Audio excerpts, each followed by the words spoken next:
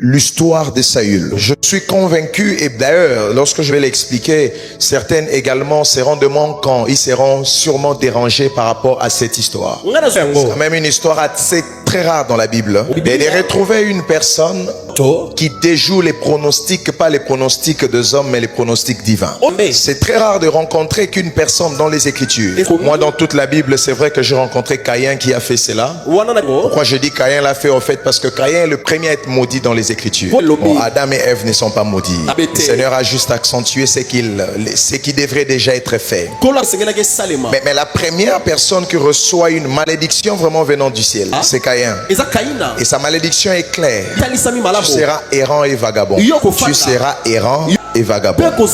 Lorsque vous lisez les Écritures, le premier à bâtir, pas une maison, pas un château, mais le premier à bâtir toute une ville, ça n'a jamais été Adam, ça n'a jamais été Seth, mais le premier à bâtir une ville, ça a été celui qu'on avait maudit et on lui avait dit qu'il serait errant et vagabond. La Bible dit que Caïn n'a pas bâti une maison, il bâtit une ville. Quelle dimension un homme peut devenir, c'est pendant que Dieu dit quelque chose mais la personne fait autre chose. Il déjoue les pronostics, il va au-delà de ce qui était prévu. Ça veut dire que la vie, les personnes qui l'entourent, tout le monde, lorsqu'on le voit devenir ce qu'il devient, tout le monde se pose la question: par quel mécanisme tu as fait? Parce que carte à la table, c'était impossible que tu sois là. En fait, je suis venu parler à cette catégorie de personnes dont la vie s'est arrangée, dont les circonstances se sont tellement arrangées à ce qu'ils vivent un style de vie, à ce qu'ils vivent un certain nombre de salaires. Vous savez que la Bible dit, le psalmiste a dit: conduis-moi dans des rochers que je ne puis atteindre. Parce qu'avec beaucoup d'humilité, il y a des rochers que vous ne pourriez jamais atteindre. Il y a des rochers que votre diplôme ne vous amènera pas. Il y a des rochers que votre compte en banque ne vous amènera pas. La vie ne rime pas qu'avec votre volonté. Vous pouvez avoir la volonté de réussir, mais cela est insuffisant. La vie rime avec la volonté et le pouvoir. Quelqu'un vous a dit: quand on veut, on peut. En fait, c'est une bêtise. C'est pas quand on veut, on peut.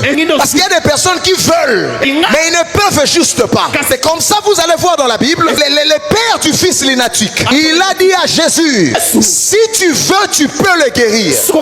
Jésus n'avait pas que la volonté, il avait et la volonté et le pouvoir. Bien-aimé dans le Seigneur, si ton voisin t'ouvre son cœur pour que tu vois la qualité de la vie qu'il veut vivre, et s'il te fait voir la qualité de la vie qu'il vit, tu te rends compte que ce n'est pas quand on veut qu'on peut. Il y a des gens, leur volonté a déjà atteint le seuil. Ce qui leur manque, c'est un pouvoir divin. Ce soir, dans ces cultes d'Anouka, le Seigneur va rattacher le pouvoir à ta volonté. Mon problème, c'est ton amen, mais c'est pas grave. Ce qui est sûr, tu diras amen toujours. J'ai dit, le Seigneur va rattacher le pouvoir à ta volonté. C'est là que tu atteins une dimension où la Bible dit: à tes résolutions répondra du succès. Cette année 2026, je t'installe dans la maison de tes rêves. Je t'impose dans le salaire de tes rêves. Le temps est arrivé où tu ne vas pas te marier parce que tu n'as pas reçu le meilleur. J'ai envie de dire quelque chose. À chaque fois que vous voyez quelque part, on a pris le deuxième, on a pris le troisième, on a pris le quatrième. Pasteur Daniel, c'est parce qu'ils n'ont pas pu avoir les premiers. Lorsque une personne ne peut pas voir ce qu'il veut, alors il fait des concessions, il fait des arrangements. Il dit: bon, j'attends quand même le temps de Dieu, je prends au moins ça d'abord. Je refuse ce style de vie sur toi. Donne-moi un amen que je te parle. Je te mets à défi ce soir. Tu me présentes tes amens, je dépose l'onction. Là où tu étais et ton cœur n'y était plus, un déménagement s'efface. Mais tu te retrouves à un endroit de tes rêves. rêve. Au nom de Jésus, que le Seigneur dépose sur toi un pouvoir divin. Quand ce pouvoir vient sur toi, ça te rend capable d'accomplir ce qui était impossible autrefois. La deuxième personne qui brave les réalités, qui arrive dans un cercle où il ne peut pas arriver, lui s'appelle Ésaü. En fait, le miracle n'est pas que Jacob soit devenu riche. Le miracle veut dire ce qui dépasse l'entendement. Le miracle signifie ne plus être dans la normale. Que Jacob soit riche, c'est logique. C'est ce qui était prévu à cause de trois choses. Un, Dieu l'a aimé. La Bible dit Dieu a aimé Jacob. Il a haï Ésaü. Ça, c'est notre sujet. Deux, au-delà de l'amour de Dieu sur sa vie, comme le sponsor officiel de ce qu'il sera, il bénéficie encore de la bénédiction de son père.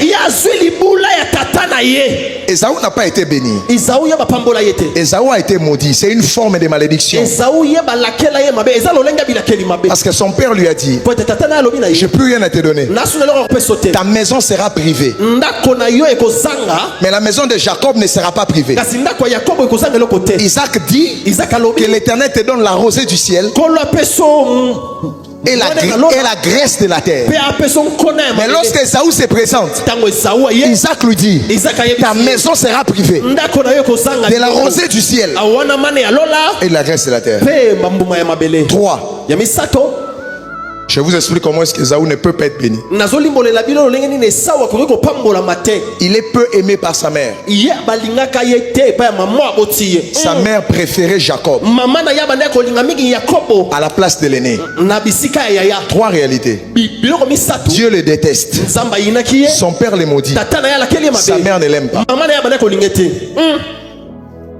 Mais c'est cet Ésaü-là. Quand Jacob rentre, en fait, Jacob savait que celui que je vais rencontrer, soit il est à 2 doigts déjà de mourir. Parce qu'en fait, des fois, la vie est prévisible. Les gens savent que tu n'iras pas très loin. Les gens le prophétisent même. Il va juste s'arrêter en mi-chemin. Ce qu'ils ne savent pas, je dis ce qu'ils ne savent pas, Dieu t'a donné des fenêtres. Lorsque la vie s'arrange, à rien t'est proposé. Dieu t'a donné des possibilités à atteindre des dimensions que la vie ne t'avait pas proposées. Donne-moi un amen que je te parle. Je suis en train de voir dans mon esprit, Dieu va frapper des confusions. Tous les faux prophètes qui ont prophétisé ta chute, les prophètes qui ont prophétisé ta mort, ceux qui ont prophétisé ta perte, donne-moi un amen que je te parle. Je donne-moi un amen que je te parle. Tu ne mourras pas. Tu ne finiras pas ta vie dans la précarité. Que tu aies un diplôme de master ou pas, ne me raconte pas que dans ma famille il n'y a personne. Ne me dis pas dans mon répertoire il n'y a personne. Même s'il n'y a personne, c'est que ça commencera par toi.